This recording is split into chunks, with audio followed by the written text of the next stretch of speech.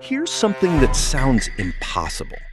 A movie theater can sell out every single seat for an entire month and still lose money. Not barely break even, lose money. Actual, real, red ink, where's the money going losses. This alone should stop you in your tracks because it doesn't make sense. You paid $15 for that ticket. Multiply that by 300 seats, 4 showtimes a day, 30 days. That's millions of dollars walking through the door. So where does it go?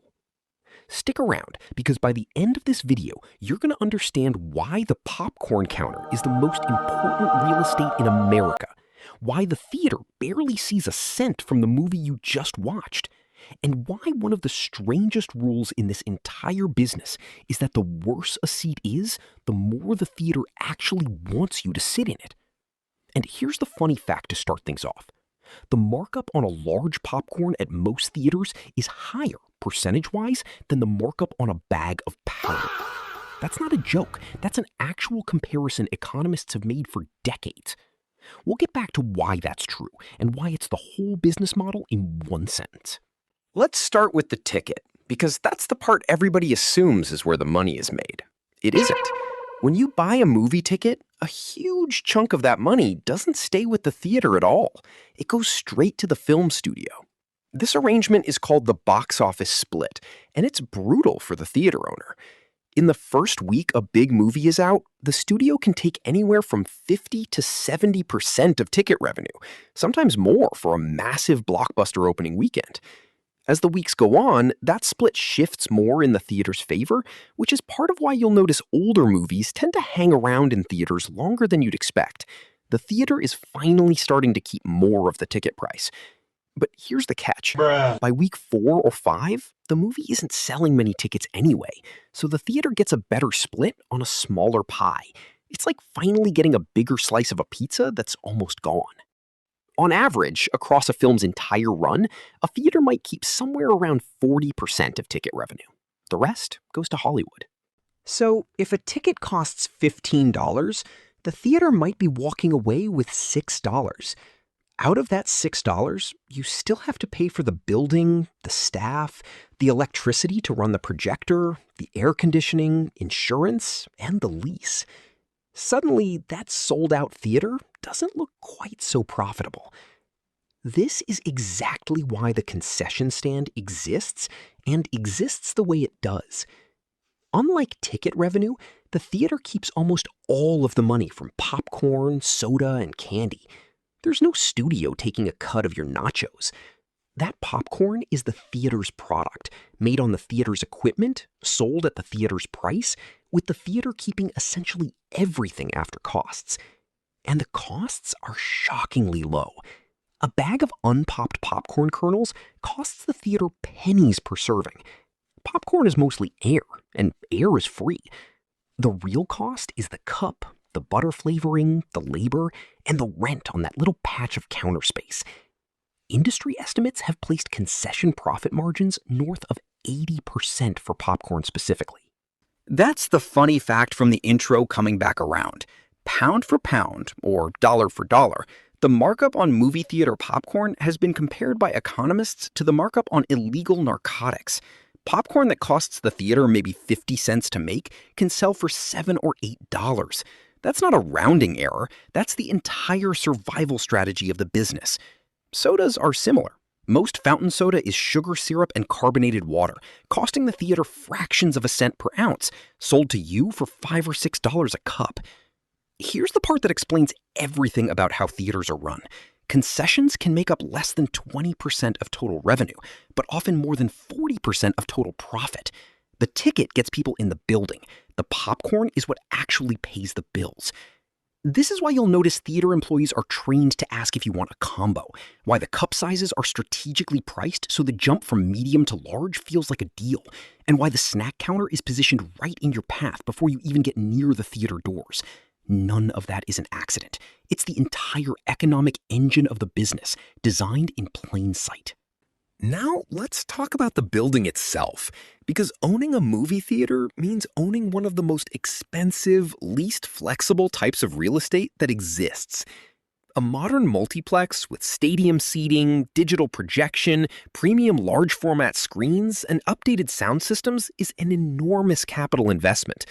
We're talking millions of dollars before a single ticket is sold. And here's the brutal part. A movie theater is incredibly hard to repurpose.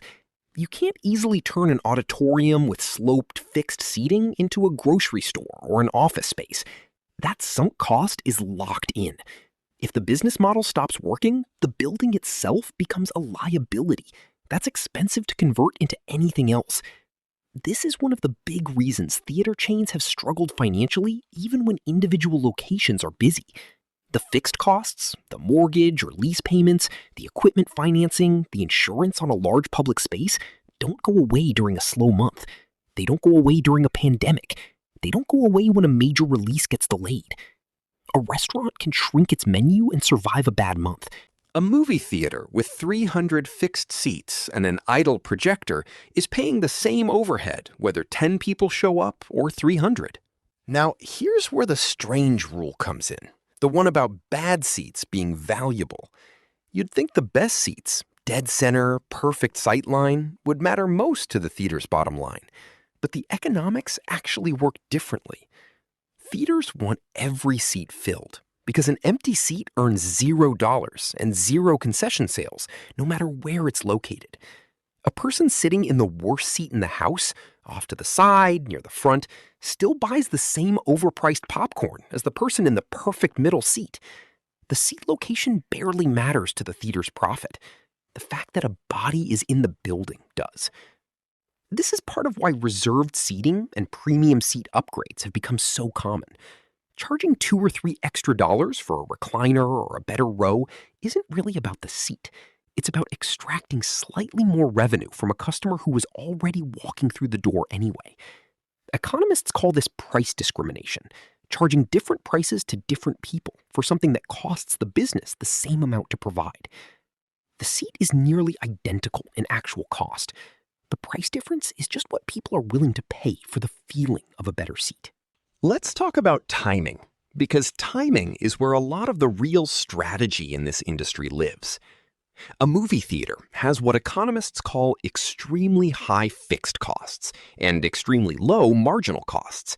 The building, the staff, the equipment, those costs exist whether the theater shows a movie to a packed house or an empty one.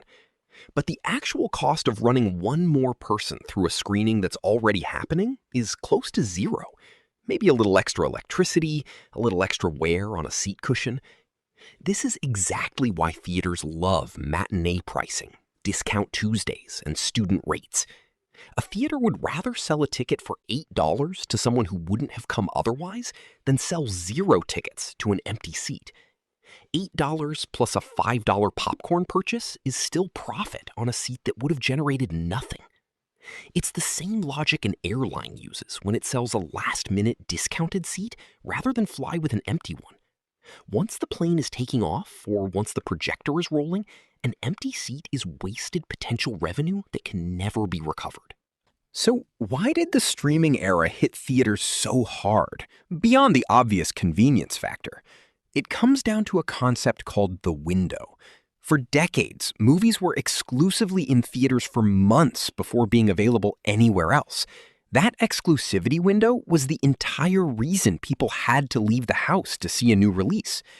As that window shrank, sometimes to just a few weeks, sometimes movies launched in theaters and on streaming simultaneously, the core incentive to physically show up started to weaken for a meaningful chunk of the audience. This put theater owners in an impossible negotiating position. The thing they were selling, exclusive access to new movies, was no longer fully exclusive. And remember, theaters are stuck with that massive fixed cost building no matter what. They can't shrink the lease. They can't sell off 3 of their 12 screens overnight. The overhead is locked in, but the audience willing to show up in person became less guaranteed.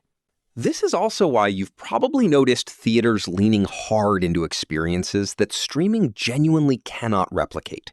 Premium formats with massive screens and immersive sound, recliner seating, dine-in theaters where servers bring food to your seat, bars inside the lobby. event screenings for concert films and anniversary re-releases of classic movies. This isn't theaters getting fancy for fun. It's a direct economic response to losing their old monopoly on new releases. If the movie itself isn't enough of a draw anymore, the experience around the movie has to become the product. A bigger screen, better sound, a more comfortable seat, and a server bringing you a burger mid-film, none of that competes with your home television on convenience. But it doesn't have to. It just has to be different enough that some portion of the audience decides it's worth leaving the house for. Let's bring this back to that opening idea. How does a sold-out theater still lose money? Picture a theater that sells out a single screening of a major new release. 300 tickets at $15 is $4,500 in ticket revenue. But the studio might be taking 60% of that in week one, leaving the theater with around $1,800 from that single sold-out show. Now spread that $1,800 across staffing for that shift, a portion of the electric bill, a portion of the building lease, equipment maintenance, insurance, and marketing. For one screening, that $1,800 gets thin fast. If concession sales are weak that particular showing, maybe people grabbed food elsewhere beforehand, the theater can genuinely come out behind on a screening where every single seat was full. The sold-out sign in the lobby and the actual profit and loss statement in the back office can be telling two completely different stories. That's not a flaw in the system. That's the system working exactly as it's designed, just designed around a math that most moviegoers never see. So here's the honest summary of owning a movie theater as a business. The ticket gets you in the building, but the studio takes the lion's share of it, especially early on. The popcorn and soda are where the real margin lives, which is why the markup on a tub of popcorn rivals some of the highest markups in any consumer industry, legal or otherwise. The building itself is an enormous, inflexible fixed cost that doesn't care whether the seats are full or empty. And the entire pricing strategy, from matinees to premium recliners, exists to squeeze a little more revenue out of a structure that's fighting against shrinking exclusivity windows and a streaming alternative sitting in everyone's living room. The next time you're standing at the counter deciding whether to get the large popcorn, you'll know exactly what's actually happening in that transaction. You are, in a very real sense, the entire reason the lights stay on. If you found this breakdown interesting, there's a lot more where the real economics of everyday businesses get genuinely strange once you look closely. Let me know in the comments what business you want broken down like this next. Thanks for watching, and I'll see you in the next one.